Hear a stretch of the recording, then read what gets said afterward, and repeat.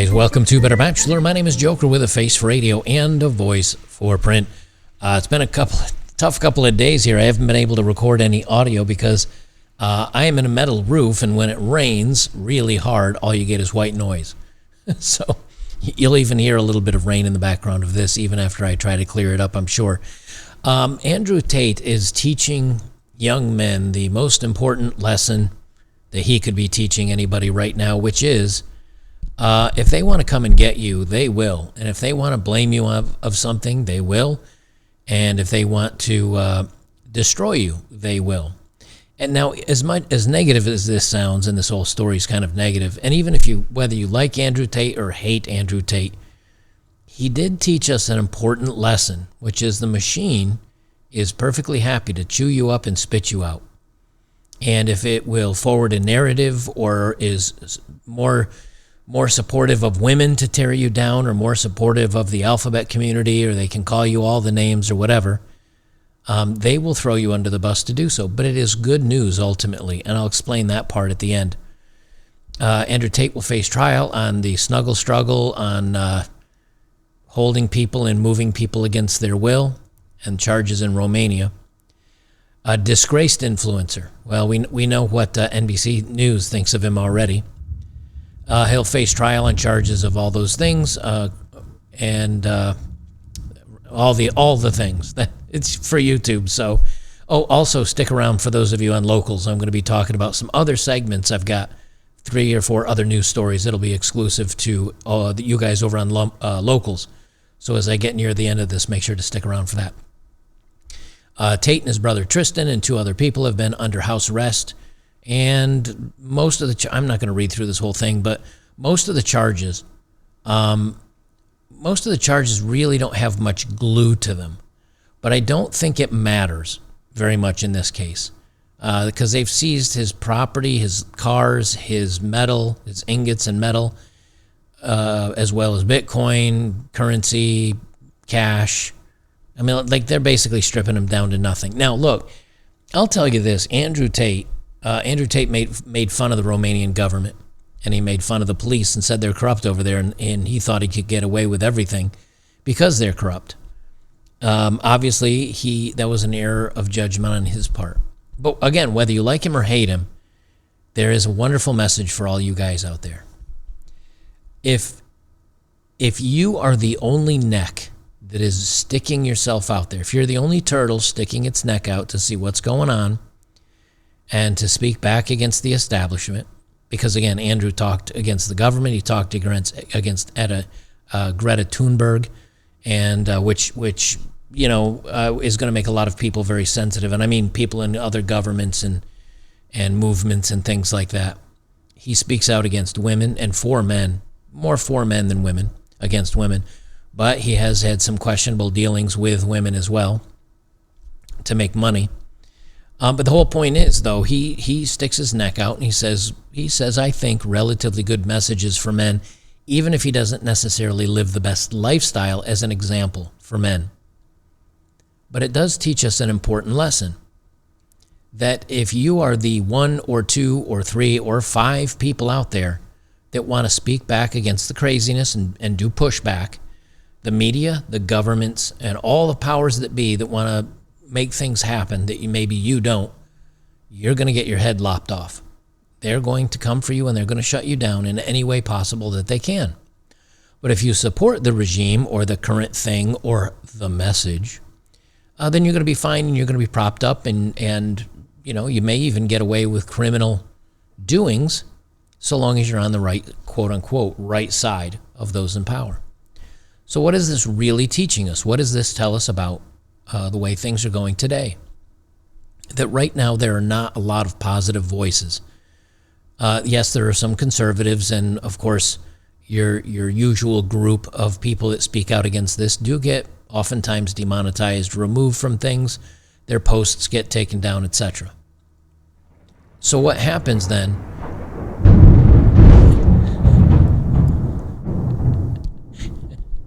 Needless to say, my dog is shaking like a puddle of water on my foot. He's not very happy about these thunderstorms. What's going to happen is that because there are so many weak men and men that will just kowtow and not speak up against injustices, this is where the bad times come. You know, we talk about politically it gets bad, but we also talk about economically, we talk about socially, we talk about everything falling apart. There are not enough people sticking their necks out to come forward as a group. And it's almost like if you have just a little stick. If you just have one little stick trying to hold up a bridge, it's going to snap.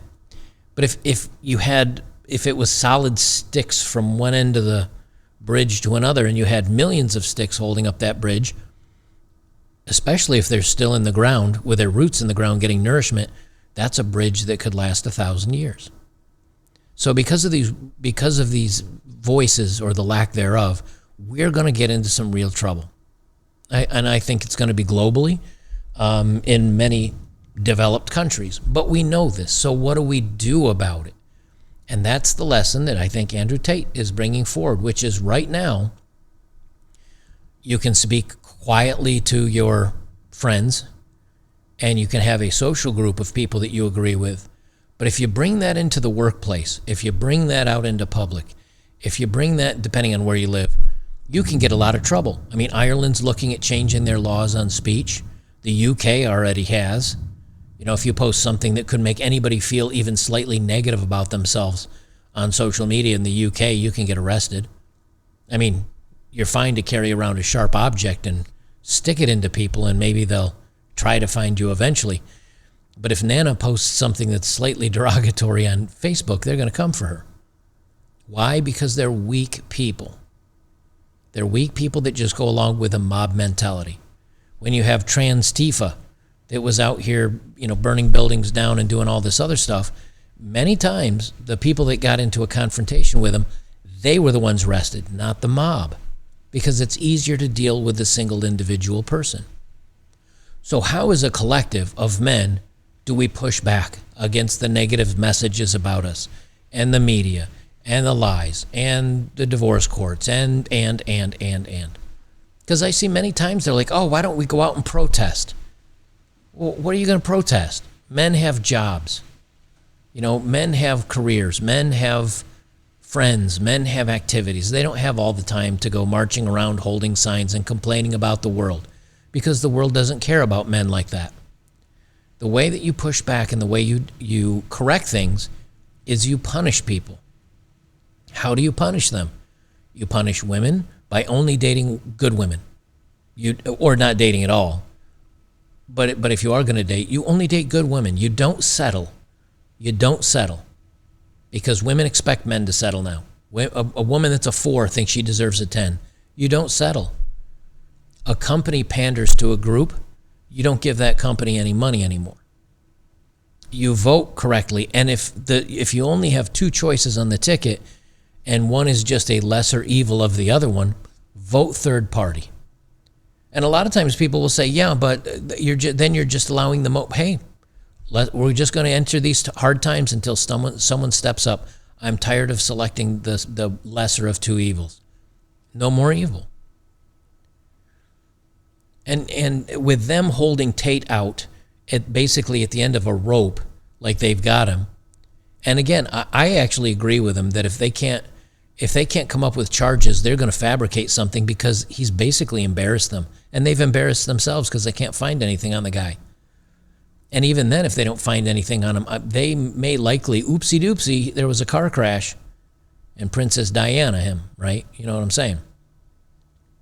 It means don't stick your neck out. Don't put yourself out of your way for anybody else, except your family, a group of hardcore friends, and people that you agree with. Then make that community a tight-knit, sorry for the audio, a tight-knit, well-structured group, that people that you can rely and trust upon.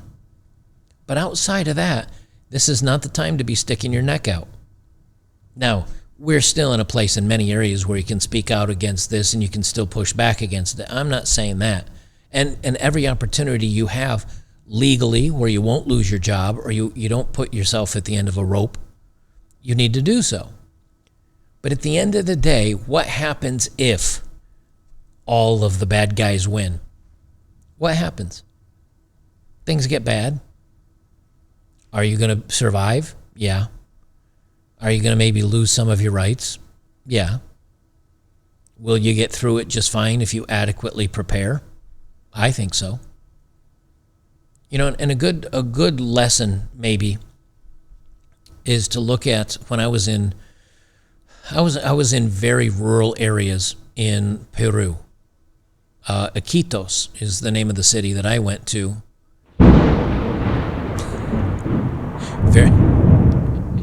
Very dramatic, very dramatic. Iquitos is the city that I went to. And, you know, when something broke down, they took another, like, when I remember someone was fixing one of the little jeepney, like 3-wheeled motorcycle car type things that they drive around there. When one of those broke down, they took 2 more that were already broken down and welded them into a third one that still worked. And the parts on the broke down ones that didn't work anymore, they parted those out and used them for something completely different, like made a patio table out of it. Nothing went to waste. Why? Because they had nothing to waste. It was a very poor country. It was a lot of trash, a lot of plastic. Same thing in the Philippines and in Thailand in certain areas. It was very trashy. And getting certain things like a gaming laptop, forget about it. Just trying to find one that had a halfway decent, even low-end graphic processor to comfortably watch videos was challenging, even when I was outside of Cebu. You know, it was about 45 minutes away, and a lot of times you had to go into the big cities. So, there were their struggles. Yes, when you watch a movie in Thailand, you have to stand up during the first minute and a half or 2 minutes song that plays before the movie because you have to honor the king, even if you're a foreigner in the land and don't believe any of it. Yes, things can get really screwy. But down here on ground level, those of us that are just working the 9 to 5, the reason why there's not a lot of necks sticking out and a lot of people pushing back against this stuff is because it's so small and it's so unknown that if you're not paying attention, you might not even notice how much of this crazy crap is going on, other than maybe the prices at the grocery store and the gas costs going up a little bit. Maybe your rent going up. Outside of that, a lot of people don't know. That's how good things are right now.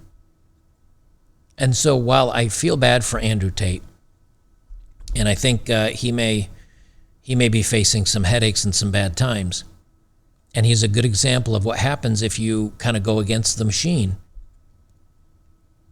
We can still push back against it. We can still stand up for ourselves. And even if, you know, the war on this craziness is quote unquote lost by society, I think the smart men and the men that know how to best navigate this kind of stuff will be fine.